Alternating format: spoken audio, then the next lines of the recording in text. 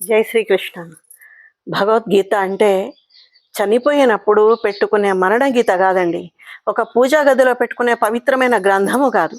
మరేంటి భగవద్గీత అంటే? సాక్షాత్తు అఖిలాండ కోటి బ్రహ్మాండ నాయకుడు కృష్ణం వందే జగద్గురు అని అంటాం కదా. జగద్గురువుగా సమస్త మానవాళికి అంటే కుల వర్ణ వర్గ విభేదాలు ఏమీ లేకుండా దేశ కాల జాతీయాతులకు అతీతంగా సమస్త మానవాళి ఇలా ఉండాలిరా, మీరు ఇలా బ్రతికితేనే మీకు ముక్తి అనేది లభిస్తుంది, ఇలా బ్రతికితేనే మీ జన్మకు ఒక అర్థం ఉంటుంది అని చెప్పేసి ఆ పరమాత్ముడు అర్జునుణ్ణి సాధనంగా చేసుకొని మనకు అందించిన పరమ పవిత్రమైన గ్రంథం.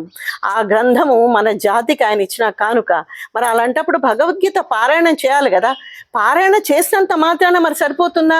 చాలామంది అంటే భగవద్గీత పారాయణం చేయండి రోజు, అప్పుడు మీకు అన్ని శుభాలు కలుగుతాయని అంటారు కదా. అది కాదండి. భగవద్గీత గ్రంథం 2 శ్లోకాలు పట్టుకొని చదివితే శుభాలు జరగవు. అందులో ఏదైతే పరమాత్ముడు మనకు చెప్పాడో దాన్ని ఆచరిస్తే మాత్రమే మనకు ఈ జీవితానికి ఒక అర్థము పరమార్థం లభిస్తుంది.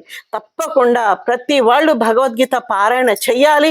చేస్తేనే ఈ కలియుగంలో మనకంటూ అంటే మనకైతే కొన్ని విచ్చలవిడితనం విశృంఖలత్వం ఉన్న సమాజంలో మనం బ్రతుకుతున్నామో వాళ్ళందరికీ మనము ఒక పక్కన ఉండిపోతాం. అంటే ఆ భగవంతుని దృష్టిలో ఉండిపోతాం మనం.